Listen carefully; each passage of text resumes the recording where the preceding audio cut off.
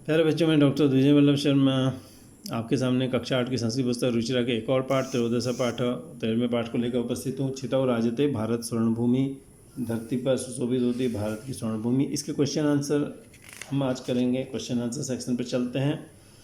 अभ्यास प्रश्नानाम उत्तराणि, प्रश्नों के उत्तर एक पद में लिखिए। यम धरा कई स्वर्णवत बहाती, ये धरती किससे स्वर्ण की तरह सुशोभित होती है। तो यम धरा, ये धरती, ये सस्य ही, ठीक है, सस्यों से, ठीक है। भारत स्वर्णभूमि कहाँ सुशोभित होती है? छितौ, छिति पर, धरती पर। एक पद में लिखना है तो इसका उत्तर आ जाएगा छितौ, ठीक है। तीसरा देखिए, यम कैसा महाशक्ति भी, ये किनकी महाशक्ति से पूरी तरह भरी हुई है? अणुओं की महाशक्ति से, ठीक है। अणु नाम महाशक्ति भी, अणु नाम महाशक्ति भी, अणुओं की महाशक्ति से। यम भू कस्मिन युतानाम अस्ति, ये किसमें लगे हुए उनसे युक्त है? प्रबंधे युतानाम, प्रबंध में लगे हुए लोगों की ये भूमि है, ठीक है। अत्र किम सदैव सुपूर्णम अस्ति, यहाँ सब कुछ क्या है? भरा पूरा क्या है? यहाँ पर खाद्यान्नम, खाद्यान्न बहुत भरा पूरा है, ठीक है। समझ में आ गया आपको? सस्यों से सुशोभित होती है, धरती पर सुशोभित होती है, और अणुओं की महाशक्ति में, प्रबंध में लगे हुए लोगों की जमीन है ये, और खाद्यान्न से भरी हुई है, ठीक है। समानार्थक पदानी पाठा चित्वा लिखा था। समानार्थक पदों को पाठ से चुनकर लिखो। पृथिव्याम, पृथ्वी में, तो इसका आएगा छितौ, छिति लिखेंगे यहाँ पे। सुशोभते, इसको भाति लिखेंगे यहाँ पे, भाति। बुद्धिमताम, विपश्चित जनानाम लिखेंगे पर्यायवाची, समानार्थक। मयूराणाम, सिखी नाम लिखेंगे, ठीक है, ये इसका पर्यायवाची है। अनेकेशाम, बहु नाम लिखेंगे यहाँ पे, ठीक है, ये इनके पर्यायवाची आप लिख देंगे, ठीक है, इसको लिखने की जरूरत नहीं है। श्लोकांश मेलनम कृत्वा लिखा था। श्लोक के अंश का मेलन करके लिखो, श्लोक के अंश का मेलन करो लिखो। तुष्टुलाग्नि नागई पृथिव्यास्त्र घोरई, ठीक है, और अणुना महाशक्ति भी पूरी तेयम, ये इससे मिल जाएगा। सदा पर्वणाम उत्सवानाम धरेयम, हमेशा पर्वों और उत्सवों की ये धरा है, ठीक है। और सदा पर्वणाम, इसको देखते हैं। छितौ, छितौ राजते, भारत स्वर्णभूमि। अब वने दिग्गजानाम तथा केसरीणाम, ठीक है, वने दिग्गजानाम तथा केसरीणाम, और तटीनामियम वर्तते भूधराणाम, ठीक है, ये इससे। सुपूर्णम सदैवास्ति खाद्यान्न भंडम, और ये नदी नाम जलम, ये नदी नाम है, र गलत है, नदी नाम जलम यत्र पीयूष तुल्यम, ठीक है। यम वीरभोग्या, यम कर्म सेव्या, जगदवंदनीया च भूदेव गया, ठीक है। चित्रम दृष्टवा, चित्र देखकर पाठात उपयुक्त पदानि गृहीत्वा, उपयुक्त पद चुनकर वाक्य पूर्तिम कुरुता, वाक्य पूर्ति करिए, ठीक है। चित्र देखिए और उपयुक्त पद चुनिए और वाक्य पूर्ति करिए, ठीक है। अस्मिन चित्रे एक, इस चित्र में एक बहती है। कौन बह रही है? देखो, नदी बह रही है, हम नदी लिख देते हैं। नदी निकल रही है, कहाँ से? पर्वत से निकल रही है, पर्वतात लिख देते हैं, पर्वत से, पर्वतात, पर्वतात, ठीक है, पर्वतात हो गया। अच्छा, नद्या जलम, नदी का जल कैसा होता है? मीठा होता है।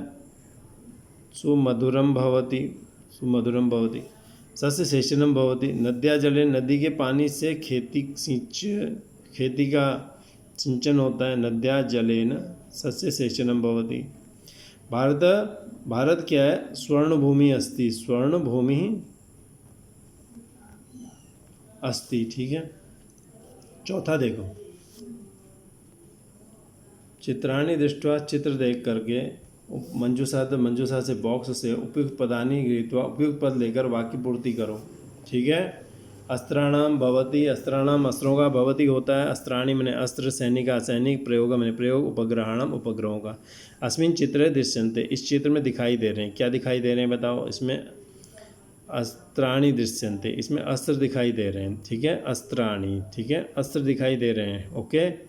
अगला देखिए, एतेषाम अस्त्राणाम, इन अस्त्रों का प्रयोग होता है युद्ध में, प्रयोगः। भारत एतादृशानाम, भारत ऐसे अस्त्राणाम प्रयोगेन, अस्त्रों के प्रयोग से विकसित देश माना जाता है। अस्त्राणाम प्रयोगेन, ठीक है, अस्त्राणाम प्रयोगेन, ऐसे अस्त्रों के प्रयोग से विकसित देश माना जाता है। अतः परमाणु शक्ति प्रयोग अपनी, यहाँ परमाणु शक्ति का प्रयोग भी भवती मने होता है, यहाँ पर हम परमाणु शक्ति का प्रयोग भी करते हैं, ठीक है। अगला देख लीजिए, आधुनिक अस्त्र, आधुनिक अस्त्रों से हमें शत्रुओं से बचाते हैं। आधुनिक अस्त्रों से सैनिक हमको शत्रुओं से बचाते हैं, ठीक है, सैनिका, ठीक है, सैनिक बचाते हैं हमें। और सहायता से बहुत से कार्य होते हैं, किसकी सहायता से? उपग्रहणम, आकाश में जो उपग्रह हैं उनसे तो आजकल बहुत कुछ हो रहा है, जीपीएस वगैरह सब उसी से चल रहा है। तो उपग्रहणम सहायतया बहुनी कार्याणि भवन्ति, ठीक है। अब क्वेश्चन नंबर 6 देखते हैं। चित्रम दृष्ट्वा, चित्र देखकर संस्कृत में पंचवाक्यानि लिखता है, संस्कृत में पंचवाक्य लिखो। चित्र देखिए, यहाँ पर कुछ भाई बहनें दिवाली मना रहे हैं। चित्र में चत्वारः जना दृश्यन्ते, 4 लोग दिखाई दे रहे हैं। चत्वारः जना, 4 लोग, दृश्यन्ते दिखाई दे रहे हैं, ठीक है, हम 4 लोग लिख लेते हैं। दृश्यन्ते, वो कौन कौन है? ते माता पिता भ्राता भगिनी च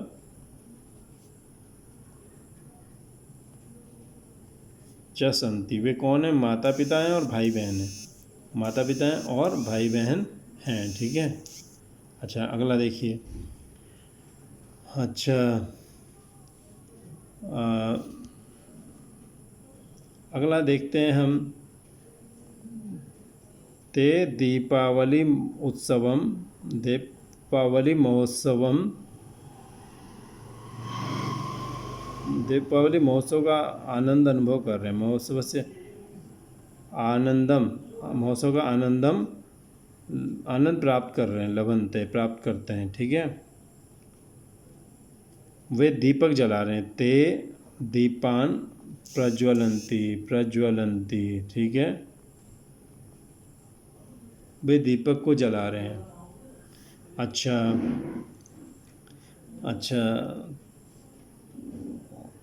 तेषां गृहम अति सुंदरम, तेषां गृहम, ये अलग कर लीजिए, तेषां गृहम, इसको अधम को यहाँ लाएंगे। अति सुंदरम, उनका घर बहुत सुंदर दिखाई देता है। दृश्यते, उनका घर बहुत सुंदर दिखाई देता है, ठीक है। में देखिए, चित्रम दृष्ट्वा, चित्र देखकर संस्कृत में पंचवाक्य लिखो। 5 वाक्य लिखिए। तो क्या होगा? 5 वाक्य लिखेंगे। ये रक्षाबंधन का है, भाई बहन बैठे हैं, इसको हम आगे लिखेंगे 5 वाक्यों को, ठीक है। 5 वाक्यों में हम लिख सकते हैं कि भाई एतद् दृश्यम रक्षाबंधनस्य, एतद् रक्षाबंधनस्य दृश्यम अस्ति, ये रक्षाबंधन का दृश्य है। रक्षाबंधनस्य दृश्यम अस्ति, रक्षाबंधनस्य दृश्यम अस्ति, ठीक है, ये रक्षाबंधन का दृश्य है। भ्राता भगिनी च, भ्राता भगिनी च, भाई और भगिनी आसने, आसने, आसन पर, ठीक है, आसने, आसन पर हैं, आसन पे बैठते हैं, ठीक है। तिष्ठता, आसन पर बैठे हुए हैं, ठीक है। तो अगला देखिए। भगिनी भ्रातरम, भगिनी क्या करती है? भाई को, भ्रातरम रक्षा सूत्रम, रक्षा सूत्र बधनाती, रक्षा सूत्रम बधनाती, बांधता है, वो रक्षा सूत्र बांधता है, बांधती है बहन, भाई को रक्षा सूत्र बांधती है। भ्राता, जो भाई जो है, भगिनी बहन को क्या देता है? वो रक्षा का वचन देता है। रक्षा वचनम, रक्षा का वचन, वचनम ददाती, ठीक है, ददाती। चित्र में भाई बहन का प्रेम दिखाई देता है। भ्रातु भगिन्याश्च प्रेम दृश्यते, ठीक है। अगला देखिए, 7वां। अत्र चित्रम दृष्ट्वा संस्कृत भाषा पंचवाक्येषु प्रकृति वर्णनम कृत्वा, यहाँ चित्र देखकर संस्कृत भाषा में 5 वाक्यों में प्रकृति का वर्णन करिए, ठीक है। तो एतद, ये दृश्य काय का है? वन का है, ठीक है। एतद, एतद माने यह, एतद वनम अस्ति, ये वन है। एतद वनम अस्ति, वने वृक्षा सन्ति, वन में कौन है? वृक्षा सन्ति। वन में वृक्ष हैं, वृक्षों के नीचे कौन बैठे हैं? वृक्षाणाम अधः, पहले तो लिख लेते हैं वृक्षाणाम अधः छाया अस्ति। वृक्षों के नीचे क्या है? छाया अस्ति। और छायायाम, छाया में कौन बैठे बताइए? छायायाम हरिणा तिष्ठन्ति, हिरण बैठे हैं। ठीक है। सर्वत्र सब जगह हरितिमा दिखाई दे रही है, सर्वत्र सब जगह हरितिमा, हरापन, हरितिमा दृश्यते, सब जगह हरितिमा दिखाई दे रही है। ठीक है। चलिए, तो मुझे उम्मीद है आपको ये पसंद आया होगा। आप लाइक सब्सक्राइब कर सकते हैं, नहीं तो कमेंट सेक्शन में जाके कमेंट कर सकते हैं। और अगर आप Amodini D V Sharma YouTube channel पर जाएं, AMODINI DV Sharma YouTube channel है, वहाँ जाएं, वहाँ उसे ओपन करने के बाद प्लेलिस्ट में जाएं। प्लेलिस्ट में आपको 6ठी से 8वीं तक की आमोदिनी, रुचिरा, प्लस आपको 9th-10th की सेमुसी, प्लस आपको हिंदी के साथ लगने वाली 9th-10th की संस्कृत विनोदनी, प्लस 11th-12th की पासवती, प्लस जो है ग्रामर के आपको बहुत सारे पार्ट मिलेंगे। आप उनका लाभ उठा सकते हैं, उन्हें शेयर कर सकते हैं। और ये हमारा अभ्यास का समाप्त हुआ। थोड़ा सा हम योग्यता विस्तार पढ़ लेते हैं आपको बहुत ज़रूरी लगे, और तो ये हमें इसको पढ़ना चाहिए। ठीक है।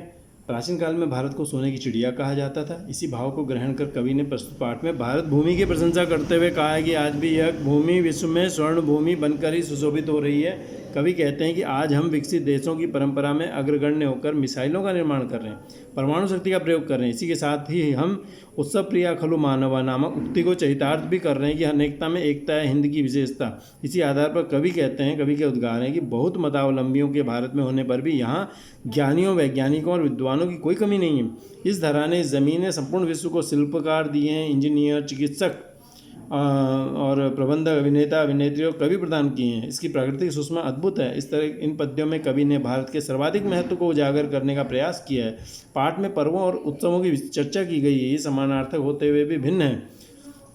पर्व एक निश्चित तिथि पर ही मनाए जाते हैं, जैसे होली, दिवाली, स्वतंत्रता दिवस, गणतंत्र दिवस आदि। परंतु उत्सव व्यक्ति विशेष के उद्गार एवं आह्लाद के द्योतक है, उसकी प्रसन्नता के द्योतक है। वो कोई भी उत्सव कभी भी मना सकता है, उसे हम उत्सव कहते हैं। और पर्व की तारीखें निश्चित होती हैं पहले से कैलेंडर में। किसी के घर संतानोत्पत्ति उत्सव का रूप धारण कर लेती है। किसी के घर बच्चा हुआ है तो वो उत्सव है, न कि पर्व। पर्व पहले से डिसाइड होते हैं, उत्सव कभी भी मौका मिल जाता है। तो किसी को सेवा कार्य में प्रोन्नति प्राप्त कर लेना, प्रमोशन मिल जाना, यहाँ तक कि बिछड़े हुए बंधु बांधवों से अचानक मिलना भी किसी उत्सव से कम नहीं होता। लेकिन वो पर्व नहीं होता, वो उत्सव होता है। तो उत्सव और पर्व में फ़र्क होता है। पर्व हमें पहले से पता होता है, दिवाली कब आएगी, ईद कब आएगी, होली कब आएगी। लेकिन उत्सव का हमें कब पता नहीं होता, कब हमारे जीवन में खुशी आ जाए। जब भी खुशी आ जाती है वो उत्सव बन जाता है। चलिए, फिर आपसे बहुत जल्दी मिलेंगे अगले पार्ट में। तब तक आपसे विदा लेते हैं। धन्यवाद।